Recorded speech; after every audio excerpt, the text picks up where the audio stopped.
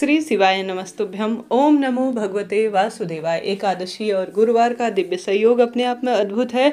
एकादशी से पहले पड़ने वाला गुरुवार भाग्य की रेखाओं को चमकाने के लिए कहा गया है। उपाय ऐसे हैं जो आप एकादशी व्रत के दिन भी कर सकते हैं और साथ ही गुरुवार के दिन भी आपके भाग्य की रेखाएं निश्चित ही प्रबल होंगी। आप सभी से अनुरोध है, कभी भी जो है आप सभी एकादशी तिथि शुरू होने से पहले ही तुलसी पत्र तोड़ लीजिएगा ताकि आप उपाय सही विधि से कर पाएं। आप जानते होंगे तुलसी पत्र श्रीहरि विष्णु को समर्पित है और तुलसी माँ पूर्ण रूप से मेरे श्रीहरि विष्णु को ही समर्पित कही जाती है। तुलसी की लकड़ी हो, तुलसी की मिट्टी हो या तुलसी से संबंधित कोई भी उपाय एकादशी हो या गुरुवार के दिन सफल माने जाते हैं कार्य की सिद्धि के लिए। श्रीहरि विष्णु की असीम कृपा प्राप्त करने के लिए, गुरु ग्रह को चमकाने के लिए आपको इस सरल से उपाय को करना चाहिए। एकादशी के दिन करें या गुरुवार के दिन, सफल आपको इसका परिणाम मिलना ही है। चाहे तो दोनों दिन भी करें, निश्चित ही आपको लाभ मिलेगा। कैसे करना है, किस स्वरूप में करना है, ध्यान से सुनिए। आप जानते होंगे चने की दाल हर स्वरूप में श्रीहरि विष्णु को सुख प्रदान करती है, रोग कर्ज संकट पीड़ा का भी निदान करती है।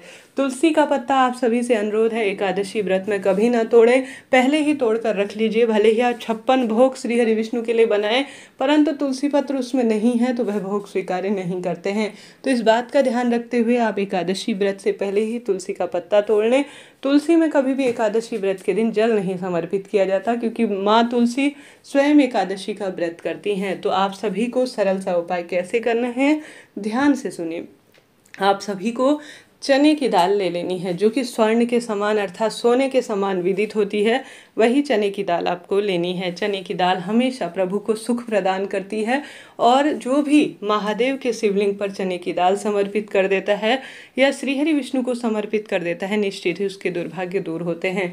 आप सभी को एक गोलबत्ती का घी का दीपक लगाना है जिसमें डालनी है एक चुटकी हल्दी। ओम नमो भगवते वासुदेवाय महामंत्र का जाप करते हुए आप सभी को जो है विशेष तौर पर यह एक ले लेना है आपको पीपल का पत्ता। पीपल का पत्ता 100 ब्राह्मणों की साक्षी कराता है, ऐसा मेरे गुरुजी कहते हैं।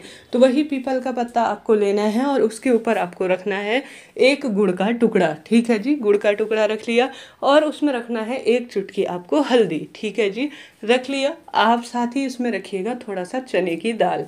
चने की दाल अगर आप पहले से भिगा रहे हैं तो यह अत्यधिक शुभ ही शुभ माना जाता है। तत्पश्चात आप सभी को जल का लोटा एक तैयार कर लेना है।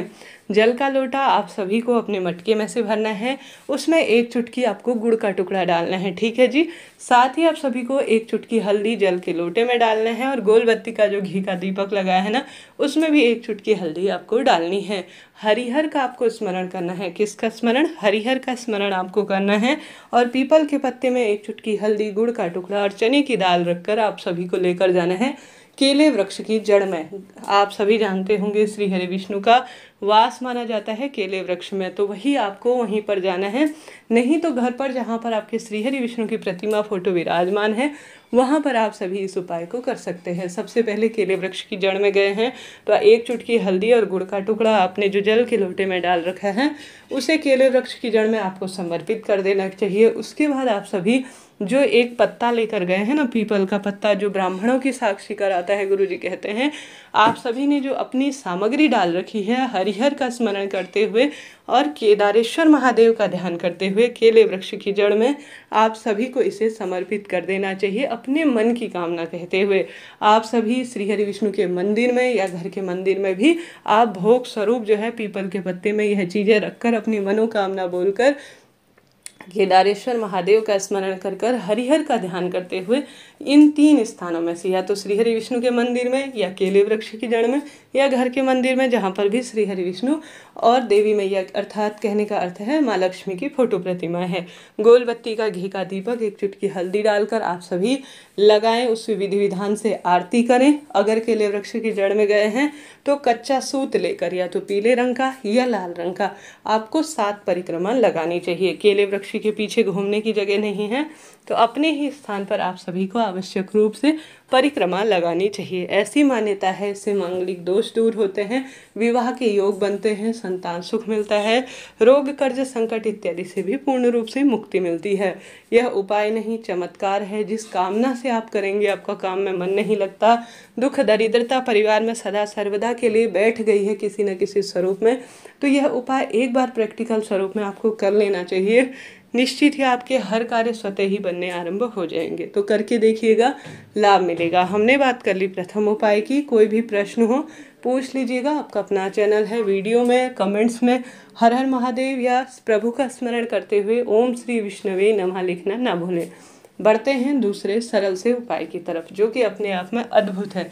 आप सभी को तुलसी की पत्ती सहित थोड़ा सा मंजरी, ठीक है जी, तुलसी की पत्ती और मंजरी की माला आप सभी को पीले धागे में, अगर आप सभी से संभव हो कि आपके घर पर तुलसी की मंजरी लग गई है और उसे जो है वह भार स्वरूप माँ तुलसी में है, उसे निकालकर पीले जो है धागे में या लाल धागे में आपको जो है माला के स्वरूप में बनाकर श्रीहरि विष्णु के मंदिर में अपने मन की कामना कहते हुए आप इस एकादशी या गुरुवार के दिन समर्पित करके आ जाते हैं ना, तो कोई भी ऐसी विपदा नहीं जो आपके जीवन में आपको परेशान करे। आपके संकट कष्ट पीड़ा में बहुत अधिक इससे राहत आएगी और मन की कामना बिन मांगे ही स्वतः पूर्ण हो जाएगी। तो दो उपाय में से एक कीजिएगा। बढ़ते हैं तीसरे सरल से उपाय की तरफ। आप सभी को आराम से बहुत प्रेम पूर्वक महादेव के मंदिर चले जाना है। साथ में आपको 7 दाने चने की लेकर जाना है। कितने? 7 चने की दाल के दाने लेकर जाने हैं। उसे थोड़ा पानी में भिगा लीजिए और 7 चने की दाल लेकर आप महादेव के मंदिर में चले जाएं। आप सभी को जल का लोटा जो गुरुवार के दिन ले जा रहे हैं, आप सभी को उसमें 1 चुटकी जो है गुड़ का टुकड़ा भी डालना चाहिए और डालना चाहिए थोड़ा सा पीला चंदन, ठीक है जी। आप सभी को केदारेश्वर महादेव का स्मरण करते हुए, बृहस्पतिश्वर महादेव का ध्यान करते हुए, जो शिवलिंग है आपके घर पर या महादेव के मंदिर में, उसमें आप सभी को स्मरण करते हुए जो है यह जो चंदन और गुड़ मिश्रित जल है गुरुवार के दिन समर्पित करना चाहिए।